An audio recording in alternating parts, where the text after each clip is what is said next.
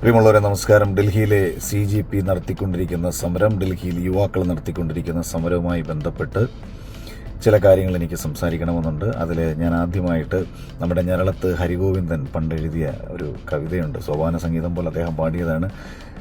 കൊന്നു തീർക്കാൻ ശരീരം തരാമടോ, കൊന്നു തള്ളുവാനാവില്ലൊരിക്കലും, കല്ലുപോലുറച്ചുള്ളൊരാത്മാവിനെ കൊന്നു തീർക്കാൻ ശരീരം തരാമടോ. ഇത് ഏത് സമരത്തെ ആയാലും അടിച്ചമർത്താൻ നോക്കിക്കഴിഞ്ഞാൽ ആ സമരത്തിൻ്റെ അഗ്നി ആളിപ്പടരുമെന്ന പരമമായ യാഥാർത്ഥ്യം ഭരണകൂടം മനസ്സിലാക്കണം എന്നതിന് ഞരളത്ത് ഹരിഗോവിന്ദൻ്റെ ഈ ഒരു കവിത ഞാൻ പാടിക്കൊണ്ട്, പണ്ട് നമ്മുടെ സംസ്ഥാനത്ത് പിണറായി വിജയൻ അധികാരത്തിലിരുന്ന സമയത്ത് അന്നൊരു സമരത്തെ അടിച്ചമർത്താൻ നോക്കിയപ്പോൾ, അന്ന് ഒരു സമരത്തിൽ അനുകൂല അനുഭാവം പ്രകടിപ്പിച്ചവരെ പോലീസ് കള്ളക്കേസ് കൊടുക്കി ജയിലിലടയ്ക്കാൻ ശ്രമിച്ചപ്പോൾ സോഷ്യൽ മീഡിയ വഴി പ്രതികരിച്ച ഞാൻ ഉൾപ്പെടെ നിരവധി പേർക്കെതിരെ കേസെടുത്ത സമയത്ത് ഞാൻ എഴുതിയ ഒരു കവിതയുണ്ട്. ആ കവിത ഇപ്രകാരമായിരുന്നു. നിങ്ങളൻ കണ്ണുകൾ ചൂഴ്ന്നെടുക്കൂ, നിങ്ങളൻ നാവിന്റെ വേരെറുക്കൂ, നിങ്ങൾ ഈ കർണപടമധ്യഭാഗത്ത് കൂടത്തിനാലൊന്നാഞ്ഞടിക്കൂ, ആർത്തിരമ്പുന്നൊരു പ്രതിഷേധ കടലിനെ തല്ലിയൊതുക്കുവാൻ നോക്കിടല്ലേ, നിന്നുടെ ധാർഷ്ട്യവും ധിക്കാരവും തൂത്തെറിയാനായി ഞങ്ങളുണ്ട്.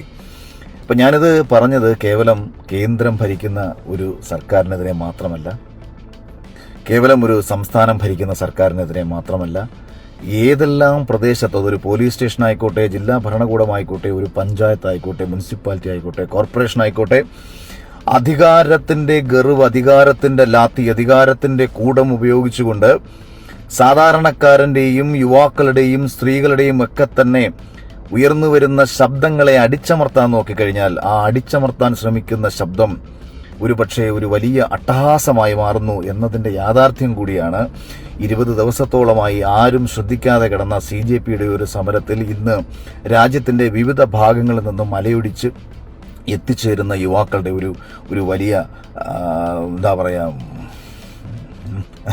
വാക്കുകൾ ബ്ലോക്കായിപ്പോയി. അപ്പോൾ ഞാനത് പറഞ്ഞത് മറ്റൊന്നും കൊണ്ടല്ല, ഈ സമരം യഥാർത്ഥത്തിൽ BJPക്ക് ഒരുപാട് ഗുണം ചെയ്യും.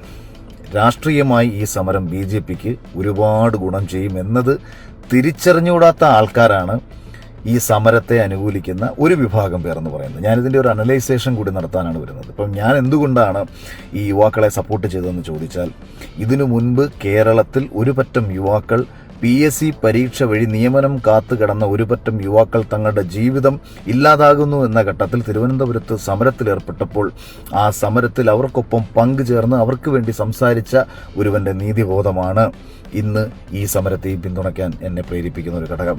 2 അമ്മമാർ, സഹോദരിമാർ, ആശമാർ, അവർ അവരുടെ നീതിക്ക് വേണ്ടിയിട്ട്, തുച്ഛമായ ശമ്പളത്തിന് വേണ്ടിയിട്ട് തലമുണ്ടനം ചെയ്തും ആത്മാഹൂതി ചെയ്യാൻ ശ്രമിച്ചുകൊണ്ടും പ്രതിഷേധാത്മകമായി വലിയ രീതിയിൽ തിരുവനന്തപുരത്ത് അവർ സംഘടിച്ച് നിരവധി കാലം സമരം ചെയ്ത സമയത്ത് തിരിഞ്ഞു നോക്കാത്ത ആക്ടിവിസ്റ്റുകളും ഫെമിനിസ്റ്റുകളും ഇന്ന് CJPയെ പിന്തുണയ്ക്കാൻ പോയേക്കുന്നത് യാതൊരു വിധത്തിലുള്ള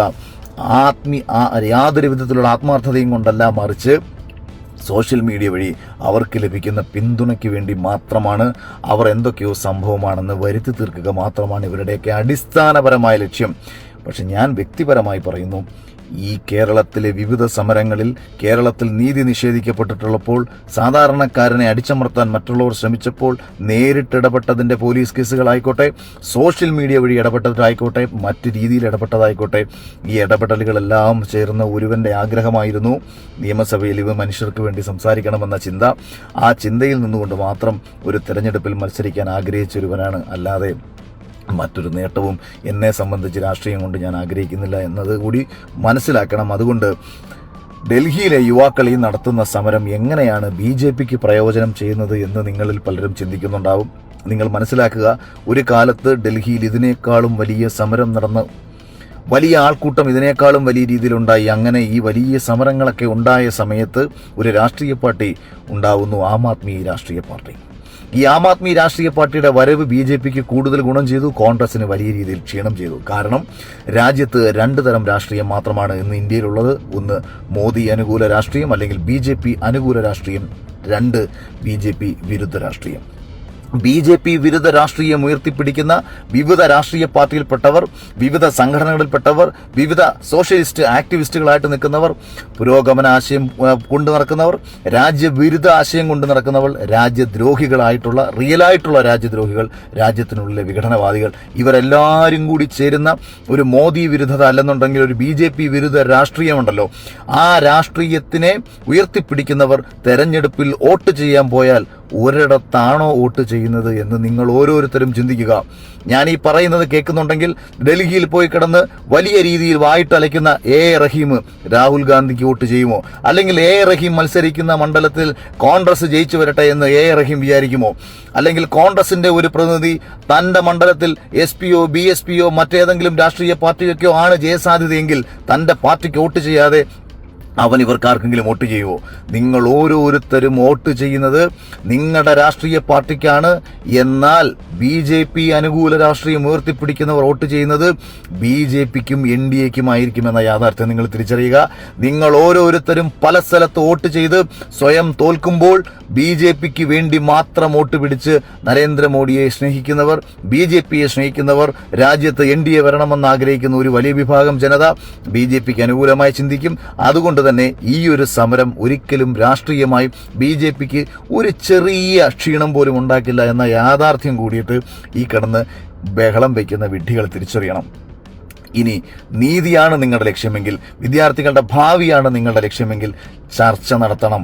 അതിനുവേണ്ടി ആരെങ്കിലും മുന്നിട്ടിറങ്ങണം. അല്ലാതെ ഡൽഹിയിൽ പോയി പാവപ്പിടിച്ച ഒരു മാസം തുച്ഛമായ ശമ്പളം കൊണ്ട് ജീവിക്കുന്ന കുറെ പോലീസുകാരുടെ കയ്യോ കാലോ തല്ലി അടിച്ചതുകൊണ്ടോ, ഈ രാജ്യത്തിന്റെ പൊതുമുതൽ നശിപ്പിച്ചതുകൊണ്ടോ, ഇതിന്റെ ഇടയിലൂടെ നുഴഞ്ഞു കയറി കൂട്ടത്തിലുള്ള ഒരുത്തനെ കൊന്നിട്ടായാലും വേണ്ടിയില്ല ഈ രാജ്യത്തൊരു കലാപം സൃഷ്ടിക്കാം എന്നതിനു വേണ്ടി കാത്തു കിടക്കുന്ന കുറെ രാജ്യദ്രോഹികൾക്ക് വളമാവുകയോ ചെയ്യുകയല്ല വേണ്ടത്. നിങ്ങൾ അർഹിക്കുന്ന നീതി ലഭിക്കാൻ വേണ്ടിയിട്ട് കൃത്യമായി ചർച്ച നടത്തി അതിന് പരിഹാരമുണ്ടാവുന്നത് വരെ നിങ്ങൾ ചർച്ച നടത്തി അതിന് പരിഹാരമുണ്ടാക്കിയെടുക്കാനാണ് നോക്കേണ്ടത്. അല്ലാതെ ഇതുമൂലം നിങ്ങൾക്ക് രാഷ്ട്രീയമായി BJPയെയും അല്ലെങ്കിൽ NDAയും ഒക്കെ ഇല്ലാതാക്കാമെന്നൊക്കെ നിങ്ങൾ വിചാരിച്ചാൽ രാജ്യത്ത് ഉപ്പുവെച്ച കലം പോലെ ഇല്ലാതായ ഒരു കമ്മ്യൂണിസ്റ്റ് പാർട്ടിയുടെ കമ്മ്യൂണിസ്റ്റ് ആശയത്തിന്റെ വിഡ്ഢികൾ പറയുന്നതും കേട്ട്, അല്ലെന്നുണ്ടെങ്കിൽ രാജ്യത്ത് കോൺഗ്രസിന്റെ ഇന്നത്തെ അവസ്ഥ അറിയാം. രാഹുൽ ഗാന്ധി എവിടെയായിരുന്നു എന്നതായിരുന്നു കഴിഞ്ഞ കുറെ നാളത്തെ ചർച്ച. ഒരിക്കലും ഈ രാജ്യത്ത് ഒരു പ്രശ്നമുണ്ടായ സമയത്തൊന്നും തന്നെ ഈ മനുഷ്യൻ ഈ നാട്ടിലുണ്ടായിട്ടില്ല. യാതൊരു പ്രതിബദ്ധതയോ യാതൊരു സാമൂഹിക ബോധമോ യാതൊരു വിഷണോ ഇല്ലാതെ കോമാളിയെ പോലെ നടക്കുന്ന ഒരു മനുഷ്യൻ മാത്രമാണ് രാഹുൽ ഗാന്ധി എന്ന തിരിച്ചറിവ് കോൺഗ്രസ്സുകാർക്കുണ്ടാവണം. കോൺഗ്രസിനെ നയിക്കാൻ ശേഷിയുള്ള ആരെയെങ്കിലും അവർ ഈ പണിയേൽപ്പിക്കണം. അല്ലെങ്കിൽ ഈ രാഷ്ട്രീയ പാർട്ടിയെ ഇന്ത്യയിൽ ഇവർന്നയാൾ നശിപ്പിച്ചില്ലാതാക്കി കളയും. കേരളത്തിലൊരു VD സതീശന്റെ തിരിച്ചുവരവ്, VD സതീശൻ വന്നതുകൊണ്ടും പിണറായി വിജയന്റെ കയ്യിലിരിപ്പ് കൊണ്ടും കോൺഗ്രസിന് അധികാരം ലഭിച്ചു എന്നത് മാറ്റിവെച്ചു കഴിഞ്ഞാൽ രാജ്യത്തൊന്നും കോൺഗ്രസിനെ ഒരു മനുഷ്യനും വിശ്വാസത്തിലെടുക്കത്തില്ല എന്ന യാഥാർത്ഥ്യം കൂടി തിരിച്ചറിഞ്ഞുകൊണ്ട് നല്ലൊരു പ്രതിപക്ഷമെങ്കിലുമായി മാറാൻ കോൺഗ്രസിനും കോൺഗ്രസ് ഇതര സംഘടനകൾക്കും കഴിയട്ടെ എന്ന് പറഞ്ഞുകൊണ്ട് നിർത്തുന്നു. നന്ദി, നമസ്കാരം, ജയ് ഹിന്ദ്, വന്ദേ മാതരം.